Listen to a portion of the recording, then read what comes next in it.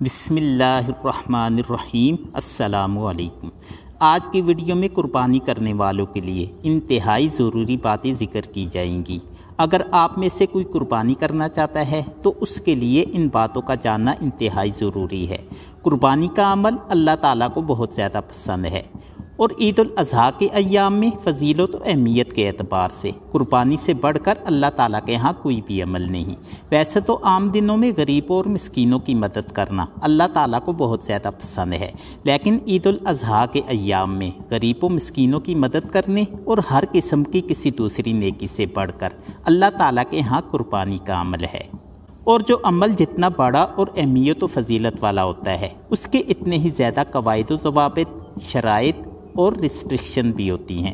آج کی ویڈیو میں ایسے قواعد و ضوابط، شرائط اور ریسٹرکشن بیان کی جائیں گی کہ جن کا جاننا قربانی کرنے والوں کے لیے انتہائی ضروری ہے، ورنہ کہیں ایسا نہ ہو کہ آپ قربانی کے ثواب سے محروم ہو جائیں اور آپ کے حصہ میں صرف قربانی کا نام کہ اس شخص نے قربانی کی ہے، اسی طرح قربانی کا گوشت ہو، اور جو قربانی کا اصل مقصد ہے کہ اللہ تعالیٰ کو راضی کرنا، کہیں آپ کا یہ مقصد ضائع نہ ہو جائے اور آپ قربانی کے ثواب سے محروم نہ ہو جائیں۔ لہٰذا اس ویڈیو کو آخر تک لازماً دیکھنا ہے اور اس ویڈیو میں بتائی ہوئی ہدایات پر عمل کرنا ہے، قواعد و ضوابط کو اپنانا ہے اور ممنوع چیزوں سے بچنا ہے۔ تو سب سے پہلی چیز کہ قربانی کرنے والا شخص جانور کا مالک ہو، جانور چوری کا نہ ہو اور نہ ہی دھوکے سے خریدا گیا ہو۔ قربانی کرنے والا جانور کا جائز طریقہ سے مالک ہو، یعنی جائز طریقے سے جانور خریدا ہو، بددیانتی سے نہ خریدا ہو۔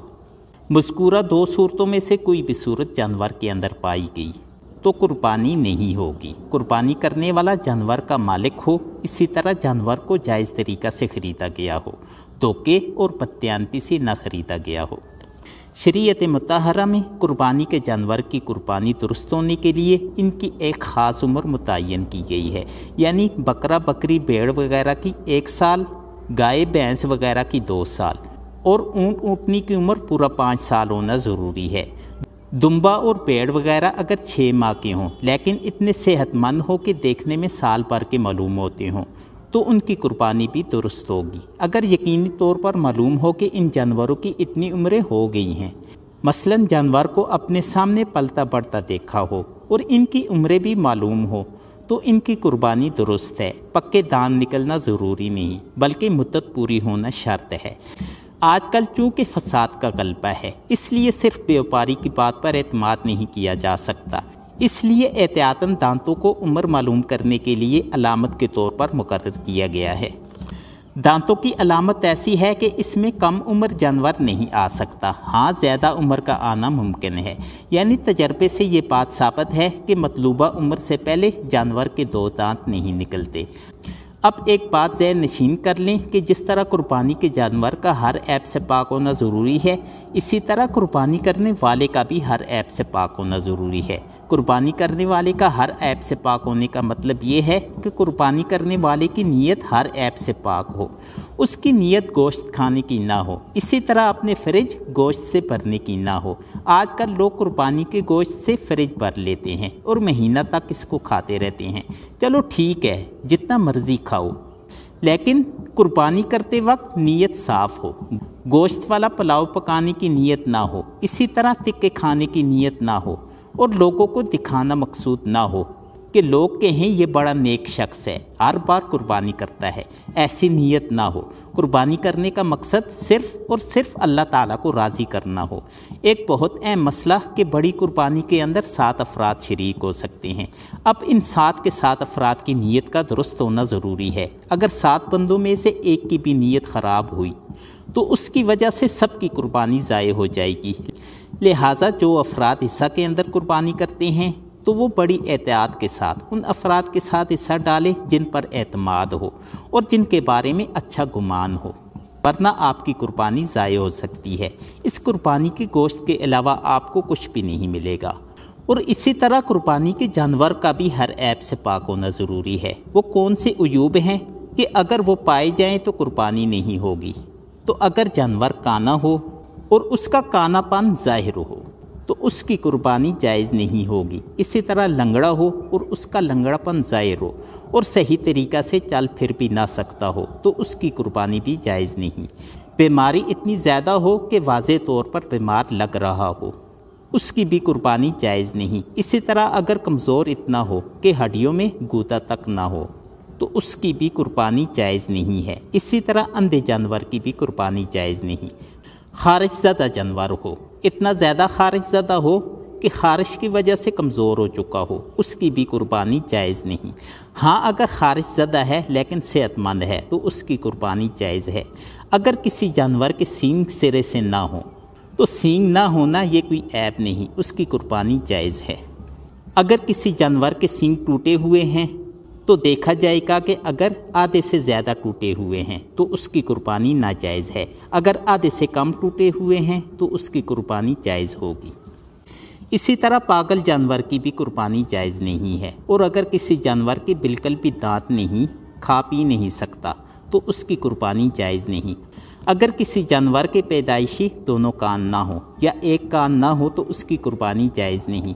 اسی طرح بعض جانوروں کے اعضاء کٹے ہوئے ہوتے ہیں، کوئی عضو خواہ ناک ہے، کان ہے، ہاتھ ہیں، پاؤں ہیں، دم ہے، کوئی بھی عضو اگر نصف سے زیادہ کٹا ہو تو اس کی قربانی جائز نہیں۔ اگر نصف سے کم کٹا ہوا ہو تو اس کی قربانی جائز ہے۔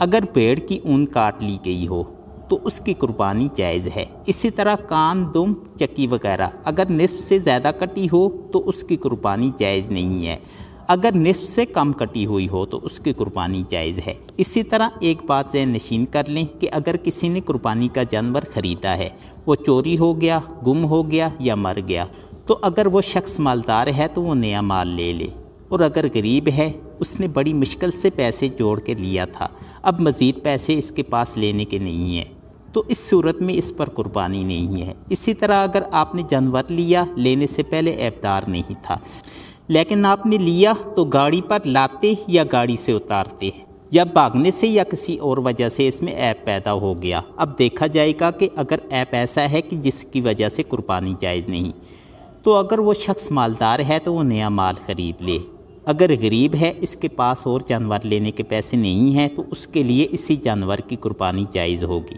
مالدار کے لیے نیا جانور لینا ہوگا جبکہ غریب شخص اسی جانور کی قربانی کر لے، اس کے لیے جائز ہے۔ اسی طرح اگر جانور بالکل صحیح ہے، اس کو قربانی کے لیے لے کر گئے، اسی دوران اس میں کوئی عیب پیدا ہو گیا تو اس کی قربانی جائز ہے۔